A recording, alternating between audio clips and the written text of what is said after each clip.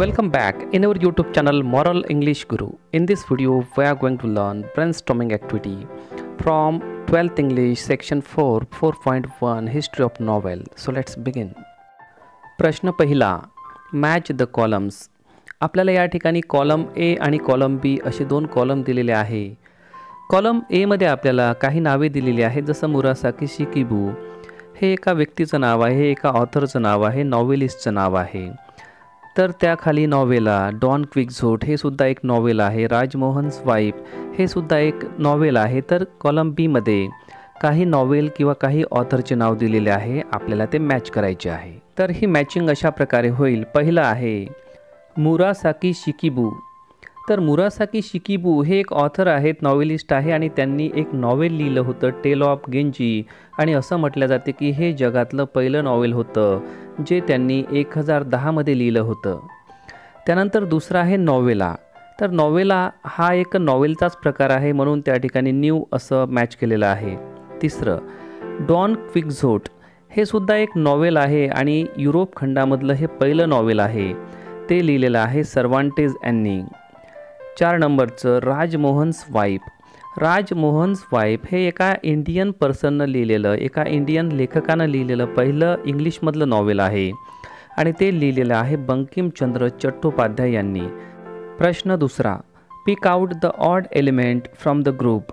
पुढे काही आपल्याला ग्रुप्स दिलेले आहे आणि त्या प्रत्येक ग्रुपमध्ये एक ऑड एलिमेंट आहे जो त्या गटात बसत नाही, त्याला आपल्याला पिक आउट करायचं आहे, आयडेंटिफाय करायचं आहे. पहिला गट आहे अरुण जोशी, विक्रम सेठ, ग्रॅहम ग्रीनी, किरण नागरकर.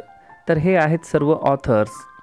तर यामध्ये अरुण जोशी, विक्रम सेठ आणि किरण नागरकर हे इंडियन ऑथर्स आहे, इंडियन रायटर्स आहे आणि ग्रॅहम ग्रीनी हा इंग्लिश नॉवेलिस्ट आहे आणि म्हणून या गटामधला जो ऑड वर्ड आहे किंवा ऑड एलिमेंट आहे ते आहे ग्रॅहम ग्रीनी. दुसरा ग्रुप आहे, त्यामध्ये आपल्याला वर्ड्स दिसतात प्लेस, पिरियड, थीम, क्लायमेट आणि लाईफस्टाईल. तर या 5 पैकी प्लेस, पिरियड, क्लायमेट आणि लाईफस्टाईल हे एका सेटिंगचे भाग आहेत. म्हणजे एखादं नॉवेल जे असतं तर त्या नॉवेलमध्ये एक सेटिंग असते.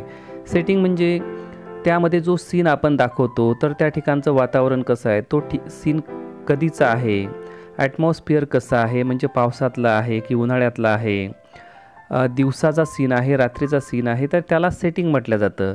तर त्या सेटिंगमध्ये प्लेस, पिरियड, क्लायमेट आणि लाईफस्टाईल यांचा समावेश होतो, थीमचा समावेश होत नाही, म्हणून ऑड वर्ड आहे theme.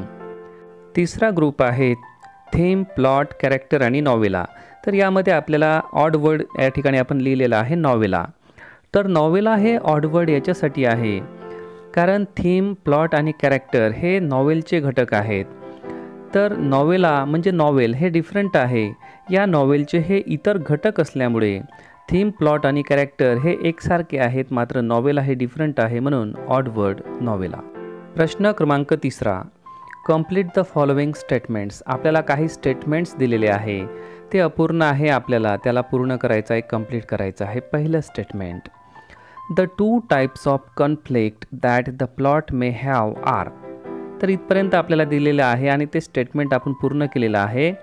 The 2 types of conflict that the plot may have म्हणजे 2 प्रकारचं कॉन्फ्लिक्ट आपल्याला प्लॉटमध्ये दिसून येते. कॉन्फ्लिक्ट म्हणजे गोंधळ, इंटरनल म्हणजे inside the mind of the character म्हणजे कॅरेक्टरच्या माइंडमध्ये जे काही चालू असते ते एक, आणि दुसरं असते external with other characters or entities म्हणजे जे काही दुसऱ्या कॅरेक्टरसोबत होते किंवा इतर घटकांसोबत घडते. तर अशा प्रकारे एखाद्या प्लॉटमध्ये म्हणजे एखाद्या कथानकामध्ये 2 प्रकारच्या वेगवेगळ्या कॉन्फ्लिक्ट किंवा वेगवेगळ्या सिच्युएशन्स असू शकतात, एक इंटरनल आणि दुसरी एक्सटर्नल. दुसरं स्टेटमेंट आहे the word picaresque is originated from.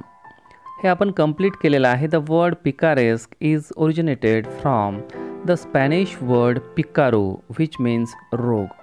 तर पिकारेस्क म्हणजे काय, तर हा नॉवेलचा एक प्रकार आहे ज्यामध्ये एखादा जो प्रोटॅगॉनिस्ट असतो म्हणजे एखादं जे मेन पात्र असते एखाद्या नॉवेलमधलं, ते पात्र ॲडव्हेंचरस दाखवल्या जाते आणि ते ॲडव्हेंचरस दाखवताना बऱ्याच नकली गोष्टी त्यामध्ये घडतात आणि म्हणून त्याला एक नकली नॉवेल असं सुद्धा म्हटलं जातं. तर हा जो वर्ड आहे तो ओरिजिनेटेड केलेला आहे स्पॅनिश वर्ड पिकारो, ज्याचा अर्थ आहे रोग. रोग म्हणजे नकली, डुप्लिकेट. तिसरं स्टेटमेंट आहे the epistolary novel presents the narrative through. Epistolary novel, एपिस्टॉलरीचा अर्थ आहे जे नॉवेल्स बहुधा डॉक्युमेंट्सवर लिहिल्या जातात किंवा डॉक्युमेंटच्या आधारावर लिहिल्या जातात, करस्पॉन्डिंगच्या आधारावर लिहिले जातात, त्या नॉवेलला म्हटलेलं आहे एपिस्टॉलरी नॉवेल.